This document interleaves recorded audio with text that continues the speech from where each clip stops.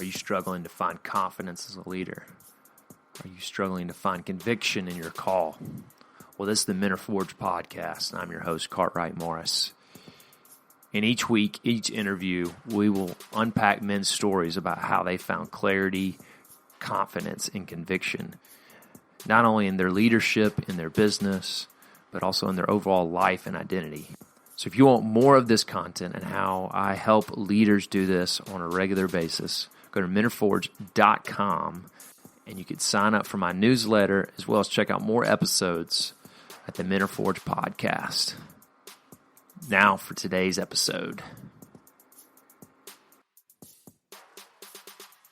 All right, welcome into the Men Are Forged podcast. I've got Matt Shoup today. I get tongue twisted with names, man. I apologize. And anybody who's listened to multiple episodes of mine get that. So unfortunately, I need to work on that. But anyway, Matt, man, it's great to have you in. Matt is the author of the book Painted Baby, Connect with clients through brave and vulnerable storytelling. Man, I'm excited and you find out more about Matt at mattshoup.com. So Matt, great to have you in today. Thanks for having me, man. It's good to be here. Absolutely. So, Matt, before we get into your story, and I always love just kind of hearing people's backstory. What are their kind of the motivations that through their upbringing and things that happened in their life that made them who they are today, and what's kind of the internal drivers. Before we get into that, though, I'm really curious. There's this Spain connection, and you take leadership adventures with Spain. So please, I love coffee, but you sound like you love Spanish coffee. And I drink it all day. Like I'm already like 3-4 cups in, a little shaky, So we're gonna stay on track. But though. You're an hour behind me, so man, it's 8:00 there, and wow, you're already through. Oh yeah.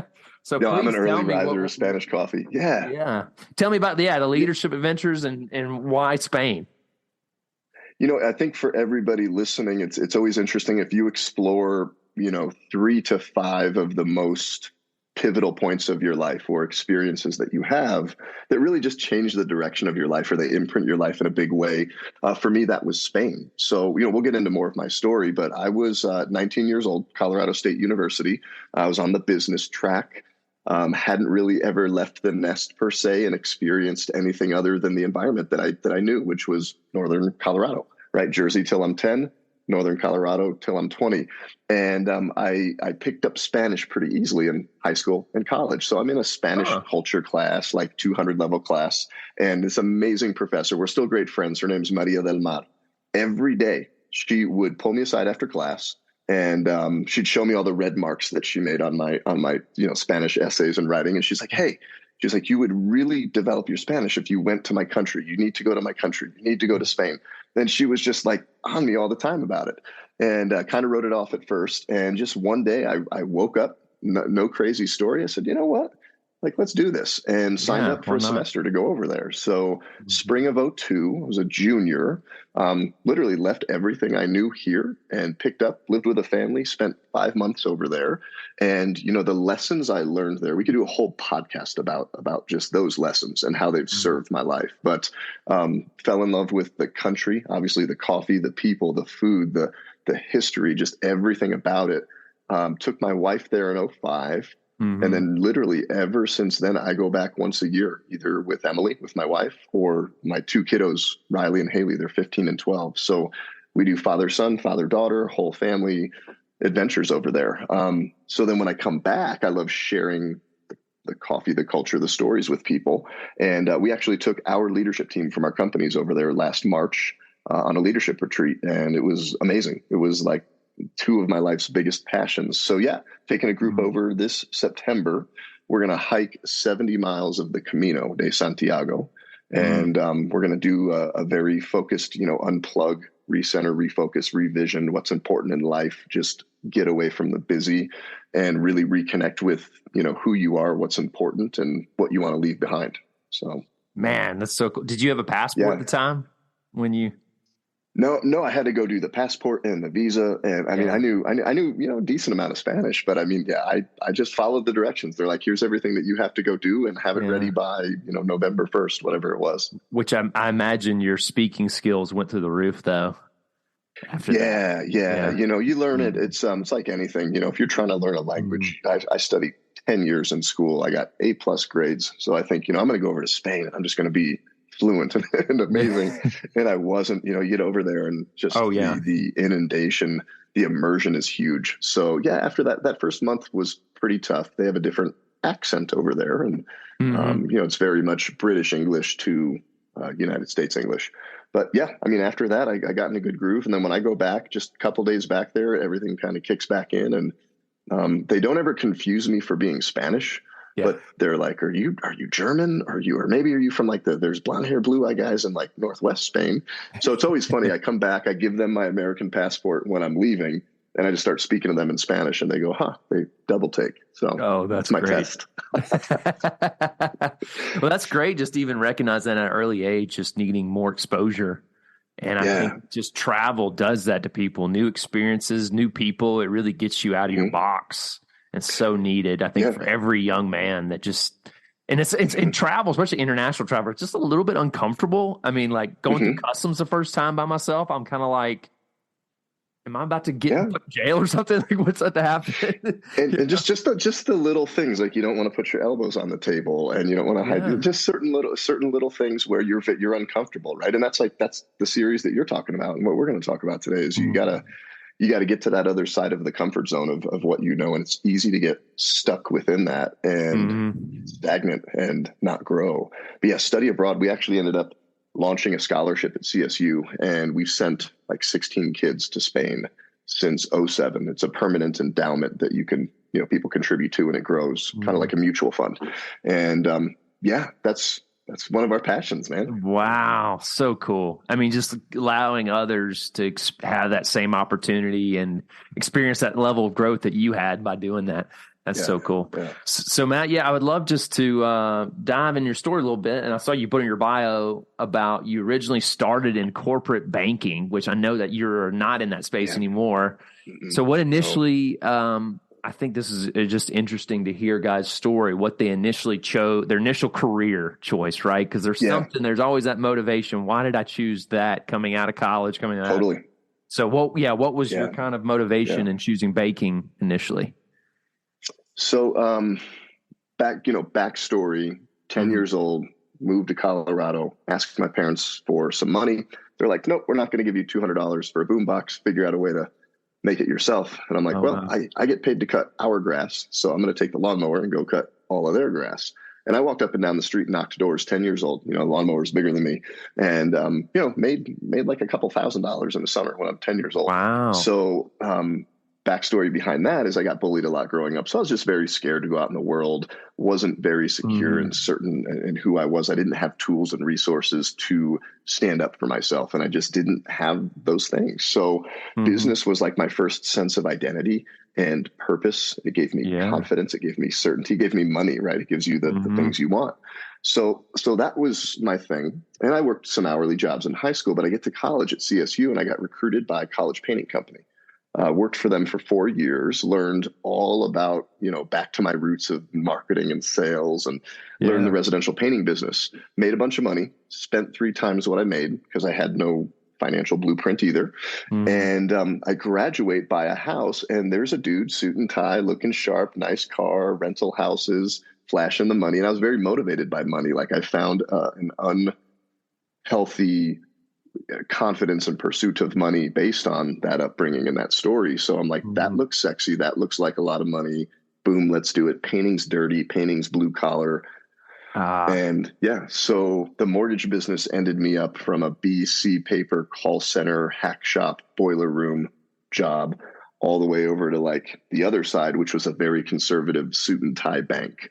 And yeah. that's March of 2005. And I hated every minute of it. Yeah. And it's Yeah. not, and so what was the, aha moment where you're like, I can't do this anymore. This is not for me. I had poor motivations and that's not going to sustain me. Yeah. Well, so when I'm in that BC paper thing, they were raking people over the coals, the back end Yeah. points and all these things. And I'm like, and I started asking questions. I'm like, if you're consolidating unsecured debt to their Mm-hmm. home to lower their payments, they're paying more over time. doesn't make sense to me. Your pitch doesn't make sense to you. You want to make money or you want to ask questions. So like, I knew that wasn't for me. But I get over to the bank. It was just, I've always been very creative. I can take charge and ownership of going to make stuff happen. And I'm coming into this bank where they're saying, you need to make 100 calls. You need to call these people. You need to tell them this. And it was working for somebody I didn't like, with goals that were theirs, not mine. And I had no space. I mean, that box in that bank was like this, and I could not work out of that box at all. So it really just stifled a lot of what I realize now, who I was, what my strengths were. And I just came home every day. I'm like, Emily, I hate this, but we need to make $3-4 grand a month, whatever it was. And I was plotting my escape as we led up to that March 2005 morning when I got let go. And why'd you get let go? I mean, you know what? It was because I was a number on a P&L. They brought a new bank president in, and we knew this new guy was coming in, and I was excited to meet him. Like, I hated the job. I loved the people that were there. New guy comes in, just a typical morning. I come into the office, and then he's calling people into his office, and then they're leaving very upset. I'm like, oh, that's interesting. And he calls me in, and I literally put my hand out to shake Chad's hand. And he doesn't shake it. He's just sitting there, in his big banker's desk, with his tie, his nice suit, No, really. And I'm a young 23-year-old kid. Yeah. And he said, put all your shit in a box. You're fired. Wow. Yeah. A lot of compassion there, sounds like. It was awesome. And like, he didn't even, I was standing, he was sitting, he was looking down at me though, like so judgmentally. And I kind of was like, what'd you say? Yeah, you heard me, man. I didn't stutter. And then he says to me, he goes, maybe you should go do that painting thing, and he fixes up the tie. So I go, okay, I see where you think you stand in life and where you think I stand in life. And I got all my stuff and put it in a box. I have the plaque from the bank right over here. I should go grab it because it had my name on it. So I'm like, that's mine. Yeah. And I put that in the box too, gave him the one finger salute, kicked the door open. And I'm like standing in the parking lot going, what do I do here? Yeah. So I would really I'm excited to ask you about how you pivoted in that moment and how you use, but before we get there, I'm just curious, experiencing that leadership style, how has that affected your now leadership and how you train others in leadership? Yeah. I mean, that obviously is not the way to do it. So I was not shown a lot of compassion. I would also say growing up, I didn't have a lot of examples of that. And I ran and was driven by the emotion of anger for a really long time. I was mad at the world for this. I was mad at the guy for firing me. So I'm going to go make $1 million and I want money, screw you. Yeah. So that was my leadership style. It was really bad. It did not attract, keep, retain, inspire, uplift people at all. So I kind of became Chad in a way. And I had a couple of people call me out, just a couple of guys that were in a position and had a place and space in my life to say, hey, it's not them. It's not everybody else. It's you. Like, you're really hard to work for. You're not a nice guy. You're not leading people. You made $1 million, but look at the destruction you left in your path. Yeah. As an analogy. So yeah. So, I mean, it was probably a decade ago. I realized that. And then I just went back to square one and really started unpacking my story to see what it carries, because it carries over to business. Your business will never, it will only be as healthy as you are. Your business will only grow to the degree that you do. The people will only, grow with you to the degree that you're helping them grow. And I really realized that that's a huge responsibility in business. It's a duty you have.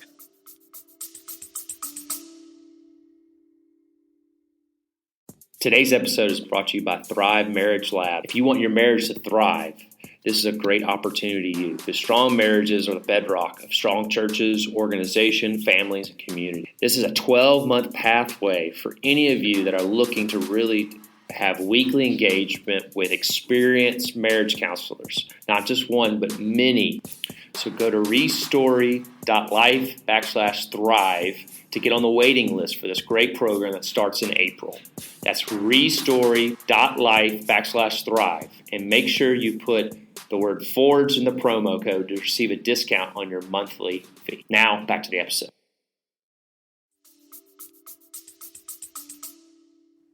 Gosh, that little nugget right there, Matt, it just says it all, man. Like, your business will only be as healthy as you are. Wow, there's not too many leaders who would, I think most leaders would probably say, "Oh, the health of this business is because everybody else is not getting it." What I think or what I say. Yeah. There is that. Yeah. And I mean, especially like men, that's your audience, right? And it's like culture pushes against men that need to explore their story and be vulnerable and figure out what their strengths are and figure out where they're not good and figure out where they've got a mess and they've got junk and they've got stuff that they've got to work through, and then be able to say, hey, team that I lead, like I'm the boss, right? I'm the leader, CEO, but I'm really working on this right now. And this is going to make me a better person for me and for you guys.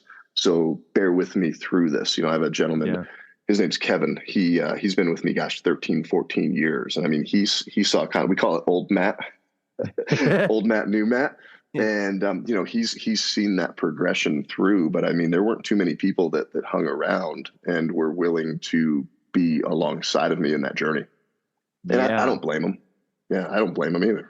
Gosh, man, there's so many questions I have off of that. It's just really great that you even just put that practice of having people in your life who had that position to speak into it. But I do want to back up a little bit. I've already got 3 or 4 questions in the That's cool, man. here, man. We're hanging out as long as you need. Fascinating. So I really want to back up. You mentioned you were angry, insecure. So and you really I love what you're saying about teaching men to explore our story. There's so much that our story is telling us that if we're willing to put our finger on it. So how did you start exploring your story? How did you connect those points of why you felt insecure and angry? Yeah, you know, and I was so angry that if you told me I was angry, I'd be like, F you, I'm not angry, and I'll fight you. And now I know jiu-jitsu, right? So there's another thing. So now, but no, so, you know, going into the business space, even before I really made this shift, joined an organization called EO. It's Entrepreneurs Organization. So they bring in amazing speakers, authors, thought leaders. And we got plugged in with a couple of guys that were really big just in the personal professional development space, right? Making you better. The neuro-linguistic programming space where somebody literally looks at what you're saying, what you're writing, what you're thinking, what's in your brain and coming out of your mouth, and how that's a program. So I just started spending a lot of time in groups and with people that would help me understand and explore, like, here's what you're saying. This is what you believe. Where does that come from? What is this point in your story where, you know, something emotionally impacted you so strongly that you made a vow and a decision about life and how you're going to operate in it? You create these vows and these beliefs about the world, and they either empower you and give you good things or they disempower you. And you know, it could be from the same experience. So I literally had to go back to a lot of the experiences I had and reframe and reconclude about the world, like what the world was about based on that. And some came pretty easy. Some took a little bit longer. And then, like, I'm a type A, I'm a big dude, you know? So not too many people can like tell me something, you know? So I had a big ex-military guy coach, and he's like, bullshit, Matt. That's, you know, it's you, it's not them. And you can stand here and do that to everybody over here, but you're not going to do that to me. And I'm not going to let you out of this room. Like, he didn't kidnap me, but he's like, you're not leaving this room till we talk about this. Yeah. Because that's what you paid me to bring me here to do. Yeah. Wow. I mean, right there, that just shows, I mean, there's the fine line of kidnapping, but also it shows how much he cared about you and your growth. Yeah. And just having someone in your life to do that, man, who's willing to lean into the uncomfortable in that situation. Like, yeah. And so many stories and examples that I could share in terms of how that all breaks down and what that looks like. So give you an example. There was a girl who beat me up on the playground every day. She would pull my hair or punch me and then spit in my face. Like, that was her MO every day. And that obviously emotionally impacts you. So it's like, see her coming. She does that. How do I react? I, run, hide, ignore. So I learned when there's adversity, when there's something coming at you that's going to make you uncomfortable, you don't do anything. It's like fight, flight, freeze. I just kind of froze, let it happen, and then internalize it, get really hurt, but then avoid confronting it. Yeah. Right. And you avoid, and it builds up and it builds up and it builds up.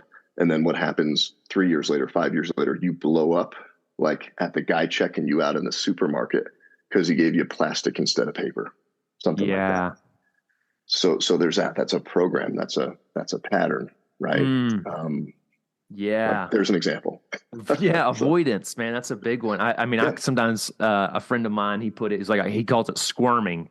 You feel the light shining on you, and men, it's like we squirm. We like, I don't, there's too much attention. I don't want this to be exposed. Like, how can I avoid, deflect, move away versus what you said? Like, how do I, yeah. And so how did you really start being able to process that emotion, start leaning into it and actually grew from it?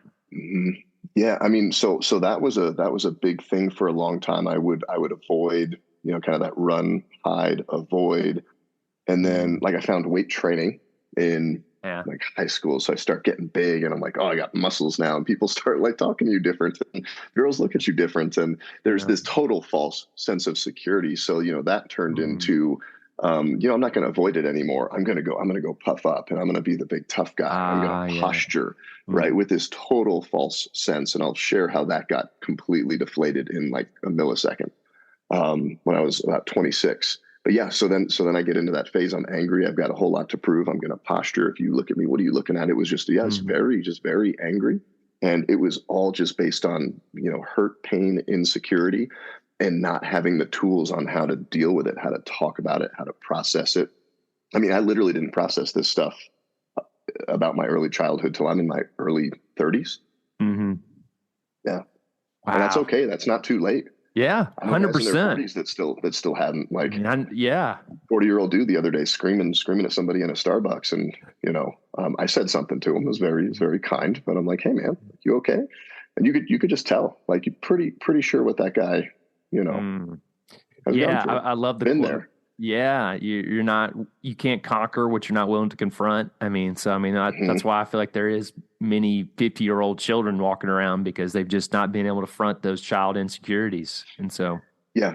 And everybody's got it, and, but as men, right, we live in a society where that's what painted babies about. Like you can't be vulnerable. You got to be perfect and 5-star. You got to be the shiny marketing brochure all the time. But you think of an engagement with you and another man, you're having a conversation, you're both, it's like, who's willing to go first and break down a little bit and be vulnerable and share something that maybe a friend finds a blind spot in you that you didn't see, and you own it and you start exploring it. Or maybe you share something with them that was a hidden area of your life, and you bring that up, and then the other person goes, oh man, he's not perfect, he's got a chink in his armor, okay, I do too. And then boom, you connect and you dive at this totally deep level.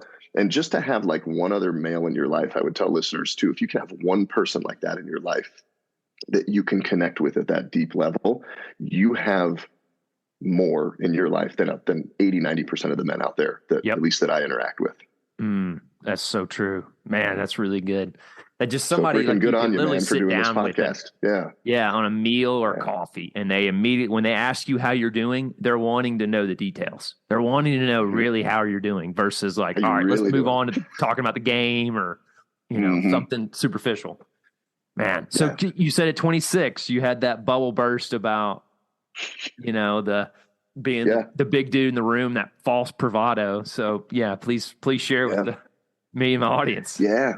So right, getting bullied and figuring this all out. So like, I think weightlifting is the thing. And I met my wife in college. Right after I met my wife, I was out drinking with some of the college painters one night, and there was 16 of us, and we started yelling at 4 guys.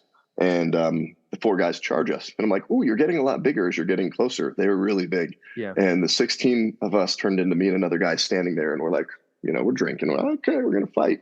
And these 4 guys kicked the crap out of me, right? That wasn't the deflating of that. I'm just like, we got jumped. We got outnumbered. I then meet Emily's father. He's a karate guy. This isn't the deflation story. I'm just kind of leading it up, giving a little backstory. He goes, he's a very nice Christian man, Christian counselor. And he basically said in a really nice way, like, hey, have you ever thought about martial arts? What he was saying is like, you have all these muscles, but you don't know how to fight and protect my daughter. That's a very kind way to say maybe that. You right? should, maybe you should do like some Krav Maga. So I did Krav Maga for like 4 or 5 years, and then got a good little foundation there. We moved to Loveland, so we moved from Fort Collins to Loveland, and the gym was too far to drive to. So I'm driving by this mixed martial arts gym one day, going to Gold's Gym, getting big and strong, And I said, I'm going to go in there and try a kickboxing class. So I walk into this MMA gym, 2007. I'm 26. It's right before my son's born, swolled up, 220 pounds of muscle, ego, attitude. And I walk in, I'm here for kickboxing. They're like, well, kickboxing's over, but jiu-jitsu is about to start. And they're like, take a look over there. And there's all these little guys around in pajamas, right? It looks a little weird. It's a bunch of dudes rolling around, sweating on each other. That's what the outsiders see. And I'm like, well, I'll do that. And they're like, listen, here's the goal. You need to get your hand, grab somebody by their jacket, throw them to the ground, get on top of them. Just watch what this guy's doing with this guy. And, choke him, crank his arm, whatever. I said, awesome. I'll do that. So I said, you want me to go with that big guy over there? They're like, no, go with this kid over here, Timmy. I don't remember his name, but Timmy's like 130 pounds. And I'm like, okay, Timmy's about to get it. And Noah, who's still a good friend, first time I met Noah, slaps me on the back and he says, just take it easy on him. But, if Timmy does anything that makes you want him to stop, if you want him to stop doing whatever he's doing, make sure you tap on him and he'll stop. And then if he taps on you, you stop. Those are the rules of engagement. He's like, go get him. He's like, go get him, big guy. So I go out and I go after this kid and he grabs me, uses all my energy against me, throws me on my back, jumps on top of me. And like, I just feel all of the air getting constricted out of me. And I'm like, you know what? I'm just going to throw Timmy off of me. So I bench press him off of me and he spins around my arm and grabs it and, arm locks me. And I'm like, my arm's going to break. And Noah's like, tap, tap. So I tap out and I go, all right, he got lucky. Can't do that again. Same thing happens. Now he's on my back. He's choking me. And then he's choking me with my shirt. And then he's, cranking my foot. So yeah, everything I knew about, say, a physical confrontation with another person was just totally 180. And that was my introduction to Brazilian Jiu-Jitsu, BJJ. Yeah. And I've been doing it ever since. So yeah. Man, that's kind of a long that's story. Not a plug for Brazilian or Jiu-Jitsu. I mean, what you made me think of was the first UFC fight was it Royce Gracie and Royce. Yeah, he was outweighed by maybe 100 pounds, 80 pounds, and just he's a buck 75 in a gi, and he's fighting these big guys, Chemo and the big wrestler. And I mean, we trained under Royce. It was a Royce Gracie Academy. So I mean, for 10 years we'd meet Royce. He'd come out every year, and I remember private lesson. He's like, okay, big guy, put me in a triangle. try to choke Royce. He's just laughing. He's like, that's so wrong. Like, how is this guy doing this to me? But yeah, I left that. I'm like, how did this happen? But I think jiu-jitsu saved my life in a lot of ways, but I think it's such a great analogy about life. You're confronted with something, and so many times you have to face it. You can't run from it, but it's like you try to train, wreck, barrel, run through it. And sometimes that's the worst thing you can do. Sometimes you just need to wait and see what happens and then respond to it. Jiu-jitsu is so much responding to what the other person is doing and using that to your advantage, and finding your strengths and finding your game. And it totally exposed me. Wow. And I'm like, man, I'm going to keep doing this. That's cool. And how long you been doing it for? So this is my 16th year. We actually, one of our businesses is we own a jiu-jitsu academy. So when my kids were born, right about 4 or 5 years old, I'm like, listen, they're going to experience what I experienced when it comes to bullying, but I want them to have the tools I didn't have. So both my son and my daughter, they've been in it. So then I start teaching naturally, right? Because my kids are training. So, I've been teaching for, probably a decade, a little bit longer. And they're now grown. And, my son chokes out grown men. Like, he's Timmy now, beating up these big football players that come in and just blowing their minds. And it's cool. I think as a man, one of the tenets of being a man is you have to be able to protect others and stand up for others and do it in a healthy way, not by puffing up and saying, hey, I can kick your ass. But, the more I learn jiu-jitsu and the more I've used it a few times out of the academy, the more responsibility I see that it's like, this is a great tool to have that I hope I never have to use, because it works. Right. It works really well. And I've seen it, I've seen it outside of the gym when it really mattered, and I'm glad that I have it. So, yeah. And that's so great. I mean, I think it's like it's a weapon that can only needs to be stewarded in a way for positive, right? Yeah, that's really good. Yeah. And I think there's something interesting that to your point here is, as men, there has to be something we do that is And there are women who do jujitsu, but just, Yeah. I don't know, there's some masculine expression that's healthy and good that helps us. There's a humility, but also builds confidence at the same time but it is Yeah. physical as well. And I think there's multiple things we could do, but just having that outlet. I'm curious your thoughts on that. Well, it's really interesting. Couple of approaches is like the reality. So we teach a lot of self-defense based. Hey, you're in a parking lot at a Target, and somebody that wants to rob you, rape you, hurt you, kill you comes up to you, and they're in front of you. Okay, like a couple of kinds of people and how they're going to respond to that. It's literally fight, flight, freeze. Like you can run. I mean, it'd be great to run. Jocko Willink says, "Run if you can." Like you don't want to engage with somebody. They might have a knife or a gun. But there's a point in life where if you've never experienced it, I would encourage everybody to experience it. And I'll even share this. Like I'm looking forward to the day that my son experiences a physical confrontation where he gets to use that. There's just something about that when another person comes up and they're threatening you, they're physically threatening you, and they come into that space and they get a hold of you. Not knowing what to do. I just experienced that so much as a kid, not knowing what to do with that. That's one of the scariest places to be. And it's like, great, run if you can. Okay, now you can't run anymore. You're going to stand there and freeze? No, I mean, jiu-jitsu gives you all of these tools. You can escalate things 1 degree at a time. You can go, hey, I'm just going to give you a little bit more pressure. No, I'm going to give you a lot more pressure. And it's totally dependent on what that other person does. But there's something about physical confrontation and battle with another person that really tests a part of you that it can't get tested any other way. Yeah. Man, yeah. And I hope that makes sense. I share that thing. I go, I can't wait for my son to get in the fight. Not because I want him to hurt somebody, but there's something that happens when you get punched in the face or somebody grabs you and they're trying to hurt you. And I've been on the other side of that when all of those other options don't work. And it's not fun. It's not a good place to be. And I think once you realize the power you have, because I've tossed a couple people, I've used it a few times.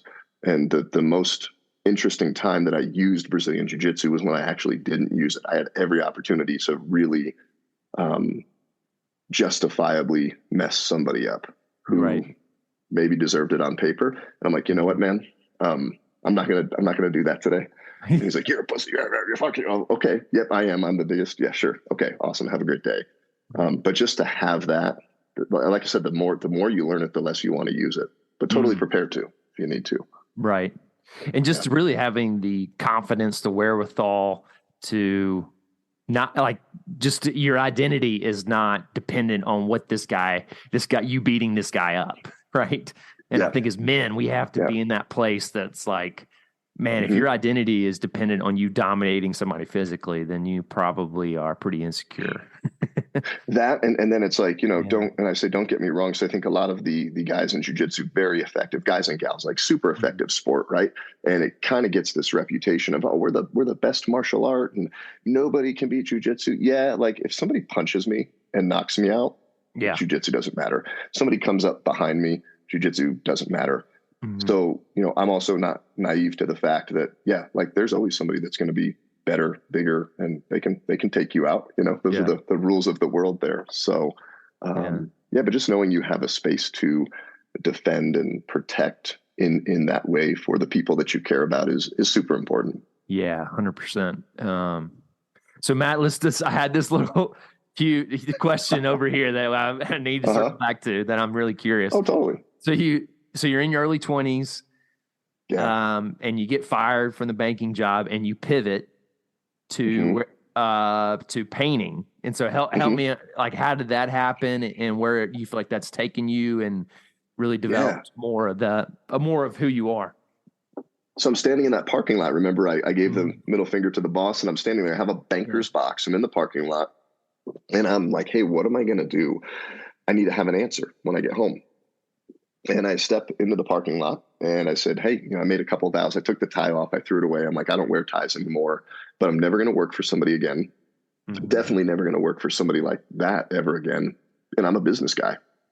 So I have a 12-minute drive home And I didn't call my wife first. I called a couple painters and I said, hey, all I know how to do is like run painting crews. So give me 30 days and get your stuff ready. We're going to have a bunch of work. So yeah, got home and Emily's like, hey, you're home kind of early today. Did you get a long lunch break? I'm like, yeah, it's going to be a pretty long lunch break.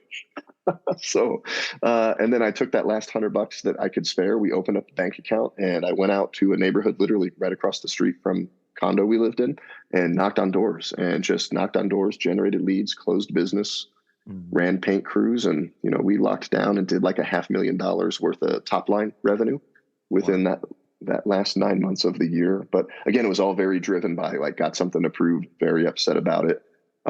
Wasn't totally a bad thing. Like it provided, but that's not sustainable for long term. There's always something that's going to be driving somebody, and getting clear and certain about what that is, and if that's the best and most efficient and healthy way to drive you, is always worth exploring. Yeah. So let's explore a little bit. I'm curious about what happened. Like, I mean, I think there's always, because clearly you're still driven, you're still successful. How did you redeem those motivations and actually find real long-term lasting motivations? How did that process come about? I wrote a blog like last Christmas, I think it was. And, when I got fired, I said, F you to this guy.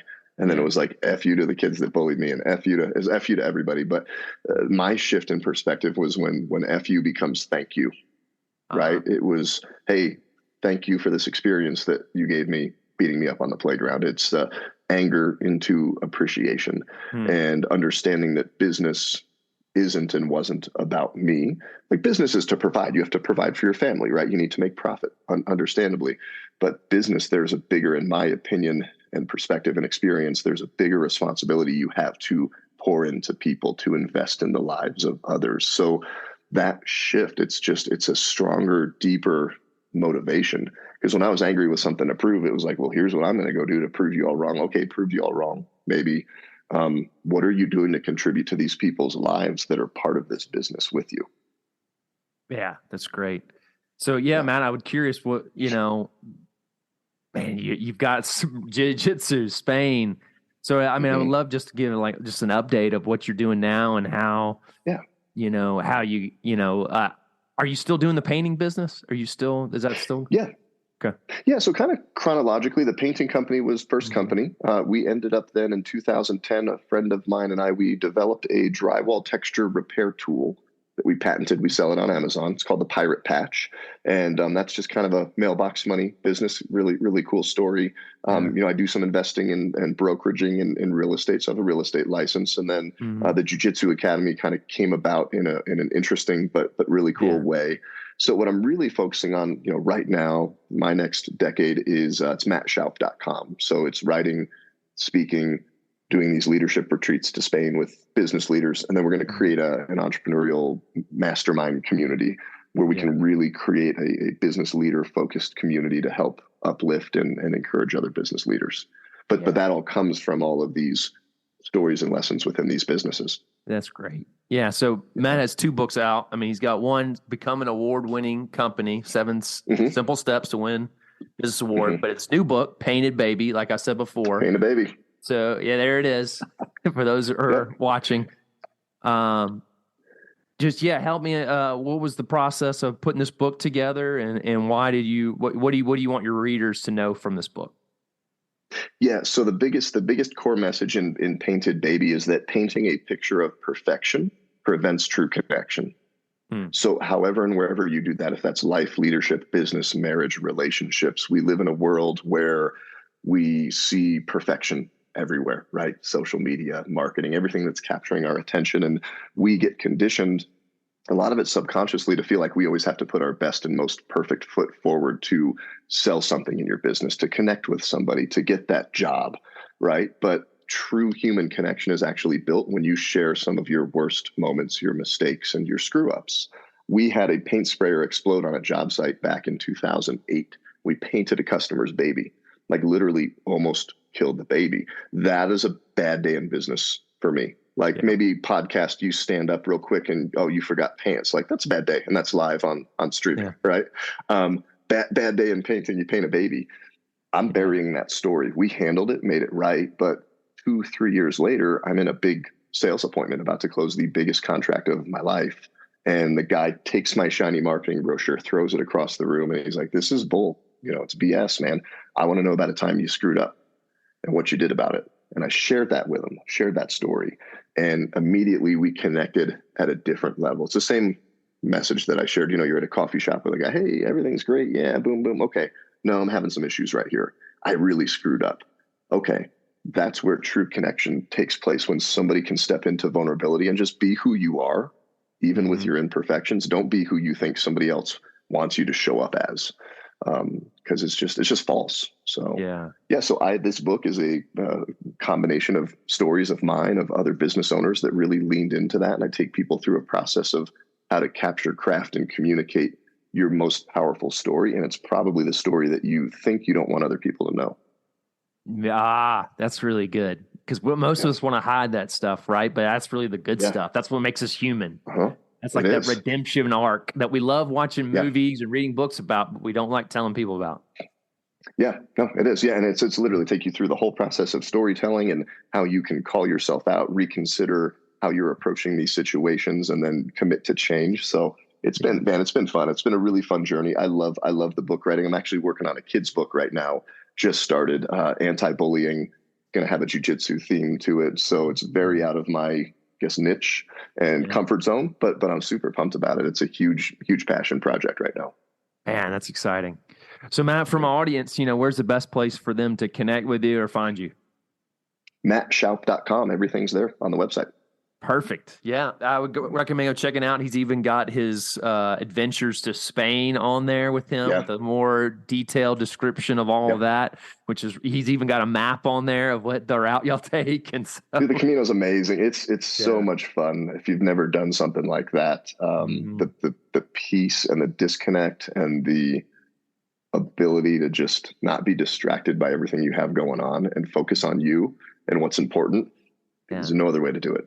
Man, funny little side story is I climbed Mount Rainier a few years ago, and I was in the same group with a 62-year-old woman who summited with me. I mean, it was crazy. Yeah. But what she does is she loves to bike northern Spain. Mm-hmm. And that's why she was such a good shape, going from cafes and drinking coffee and drinking wine. Yeah. That's what we do. We walk, it's 200,000 steps over 6 days. You walk a couple miles, go hit a cafe, grab a coffee, hot chocolate, wine, whatever. And then you walk a little bit more and you meet amazing people from all over the world along the way. Beautiful scenery, food, people. Yeah. So it's cool. I'm super excited for it. Do you need to know Spanish? Would it help? No. I mean, I'm there and I'm fluent, so I can translate. But I mean, they speak more Gallego. So Spain has its regional dialects. But you're going to be on this trail really out in the middle of like farmland. And you'll have a couple from Japan walk by you. They speak Japanese. So all you need to know how to say is buen camino. That's how good camino, right? Yeah. That's just how you say hello. It's how you say like good luck. It's kind of like aloha, right? In a way, you just buen camino, and that's how you connect with people. So that's so cool. Well, Matt, I appreciate you coming on. It's been a blast talking to you. I appreciate you sharing your story and being brave and vulnerable with us. And so thanks, man. Thank you.